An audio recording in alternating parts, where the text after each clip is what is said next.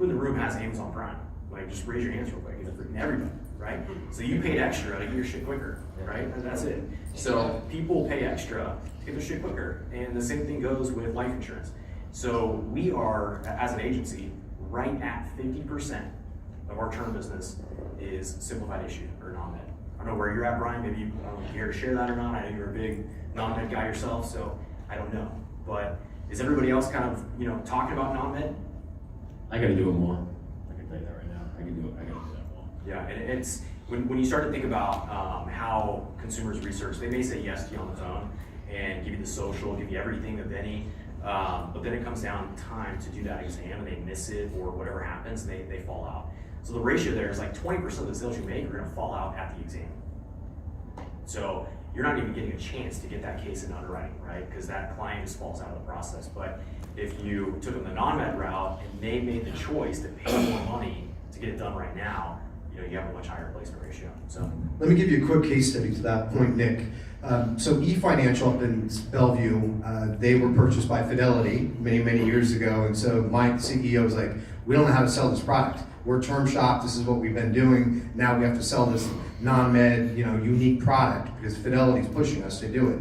How do we do that? They had 80 agents up there, and we worked at it, and then we came up with the sliver, and the game changer was, do you want the old, do you want the old-fashioned, the old term? We have to cut down the trees and you have to pee in a cup and they come out and they stick you in the arm and it takes like 2 months and then you don't even get the policy? Or do you want the new term? Right? And then we described it and we simply said, it's only $3.13 more. It's a way better product. Based on my experience, this is what you need to do. We literally went from 0 sales to 90% of our product was that hybrid product, non-med. Because of the new versus the old, and are you into the green? We find out if they were into like ecology and taking care of the planet and that kind of thing, and we like, do you really want paper? Do you really want to do that? Right. So last question here, then we'll open it up to the audience. So you make a sale, it goes all the way through underwriting, and it goes from standard to table 5. Let's talk about presentation on that. I gotta have a raise. That's the first thing I think. I just got to raise a significant raise. When I call a client to get an offer, first thing I ask them is, have you been to the doctor? When was the last time you seen a doctor? So I'm setting that tone to have him tell me what the problem is. All right, so it's been a while, or it's just last week. Did he tell you there's something wrong? All right, this is of course if it's not what it's in, or something comes up with his blood level, whatever the case may be. Whatever the case may be, how I present that at that point, now he knows it's something. I tell him, this is what's coming on, this is what the underwriter's telling me. We can do one of 3 things. We can accept it, we can make adjustments, or we can say no, you don't have no insurance. I let them say, what do we need to do, Danny? All right, so my suggestion is that we can go in and if you went to the doctor, and let's just say if it's a cholesterol level and his blood is up, he's like, no, my doctor never told me this, and he has a most recent blood test that basically says that his cholesterol's okay. I'll fight that for him. I'll do a reconsideration. Half the times it'll be overruled and get a better rate. But if it's a significant issue, you just want to place it. It's a simple, especially if it's a cholesterol issue or it's an A1C issue. What you do, you do a simple term drop. You go and say, listen, clients love strategies. Okay, they love them. Okay, so if you get a guy that's wants a 20-year term, and the rate doubles or triples, but he needs the insurance, I say, listen, this is what we're gonna do. Obviously we know what the challenge is now. Okay, you need to work on what you need to work on. All right, my suggestion, you drop it to the most cost-effective term policies possible. Get the coverage you deserve today, that you need. Okay, you got about a year to go ahead, work on your A1C, get it within check. Okay, and I have some diet stuff I can send clients to help them out. Okay, diet as far as health diets and stuff like that to help them out. Whether it be cholesterol or any kind of A1C issue, something that can be fixed, even with a smoker, okay? Then the strategy is, within a year from now, then we're gonna go out to, then we do the term, to go out 20 years. At that point, maybe your A1C is even better, or your cholesterol is even better, maybe we can get a better rate. All right, and by 9 times out of 10, they say, okay, let's do it. So offers, when I hear an offer, it's a raise. I don't think of a lot of agents like, oh my God, they're hiding under the desk, like, what am I gonna do? That's a raise, man, you just got a raise, be happy. That's how I usually handle it. So you know what? I'm seeing some of the reporting on this, and It's true everywhere. Every shop I go out and I go, how you doing on your AOTAs? And everybody go, I get like 9 out of 10. I close 9 out of 10. Bullshit. I call bullshit. Because it's 9 out of 10 don't go paid. That's for sure. They may say yes to you, but then they never write the other check or they shop around. The other one, it's fear. Pit bulls are the most loving dog, but if you go up to a pit bull scared, it will bite you. So what's happening is we're presenting, I can't tell you, I see so many of these, Nick, already about like, oh, let's get a reconsideration. They lied to you, or they have a medical issue. You are their savior. Their house is on fire, and you're offering them a policy, a homeowner's policy, and a water hose all at the same time. They need this policy right now, okay? So don't go in scared. Sell it as is, and then drop the term, drop the face amount. But the reconsideration is the last thing, man. These guys are, honestly, they know. They're liars and losers and lovers, right? But that guy's they're a liar. And they lie to you on the weight and you can't close it, you should be pissed, right? Guy, so I call him on it. I go like, remember when we did that back on February 14th? You told me you were 5'8", 175 pounds. Do you know what came back on the exam? And I make him tell me. I make like you make your kids own their mistake. I make him tell me.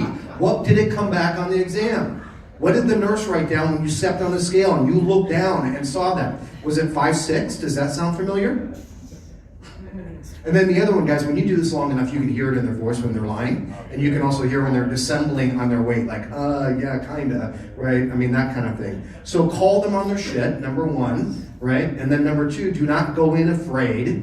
And then number three is you need to think about it like a race. In a football analogy, you literally have been driving down the field for like the 10-minute drive, and it's like fumbling at the 1 yard line.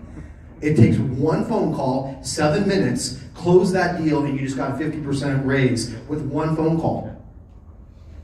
Right? Yeah. So something to think about there as an agent is the more the client has to pay for life insurance, the more they need it, right?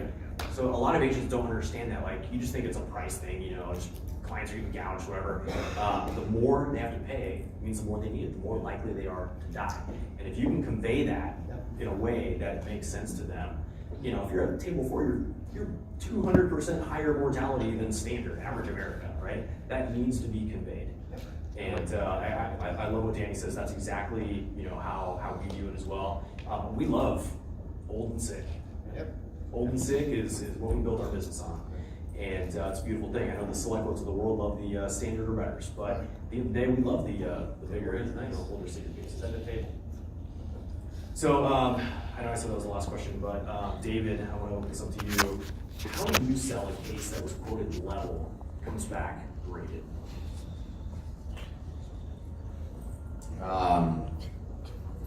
Geez. Buy more leads? I just tell them, hey, look, it's almost along the same lines. Look, did you know I'm trying to think of one case in particular. You just tell them straight up what happened. Hey, look, it came back as this. This is your only option now. You have to get this. You're not in as good shape as you thought you were. And if you leave that house, you've not done them any service. Okay? So you just be honest with them. It's no big deal. Again, like you said, perfect. You're not breaking it to them. They probably just forgot that they had a touch of cancer. Yeah. So just one thing I will do. Now this is a little different for me. I'll just say it. Since what I do is face to face. If I don't have a point of sale carrier and I do a company that doesn't do a phone interview, which will go unnamed, I'll also take a guaranteed issue carrier and get that one signed and take it as a backup because I don't want to go back out and see them again, okay? And spend time that I could be writing new business with a fresh prospect. Okay, so if you guys do face-to-face, do that. But yeah, that's you got to get it done. That's the lesson of the day. That's thought on that real quick. It is about the pre-qualification. It's habit 3. You'll have all the documents on that, but it is literally explaining to them how life insurance is priced and put it in layman's terms. There are 11 different price categories. We're applying for the second best one. That means you're in the top 30%. Congratulations. It could come back any which way. I'm on your side. I don't want you to pay a penny more than you need to. So let's see what it does. And then I remind him again at the very end. And I said, the guidelines are as follows. I'm going to read it to you verbatim. I'm opening up the manual. It says that you need to be 5'8", 204 pounds. If you're 205, they will charge you the next price. And I just let them lay out whatever the guidelines are, so they're super clear. It's not personal. It's just a grid. Yeah, when you're pricing out a guy and you know he's had health issues too, you don't want to overpromise and underdeliver. You don't want to do that. That just sets the tone for disaster. You want to give them a range. You say, well, if it's this, you're going to be a standard rate, but you're going to be between standard rate and the table 4. I'll apply it standard. We'll be prepared for this because this is what's going on. This is what everybody in the street's going to offer you. Now, for me to tell you an accurate price, I'd just be lying to you. Okay, so you always want to, when you have a guy with a health issue, you don't ever want to over-promise and deliver. It just sets up the, well, you said this, Danny. No, it's a range. If any agent tells you what your price is going to be, they're lying to you. Okay, I tell them that straight. They're lying. This is the range you're going to get. It all depends on your medical records. I don't got your medical records. I can't possibly tell you. Okay, it all comes down to your exam results, and it's all going to come down to your medical records. If everything's just every T/I's dotted, standard's a possibility. I'll apply for that. Okay, but because I know they'll accept it. But this is what your range is going to be. It's very, very important to be transparent. That's really important with clients. And offers they'll buy, but just be transparent, be an open book. Don't be a salesman, be an advisor. Perfect. We're running a couple minutes behind, but any questions from the audience?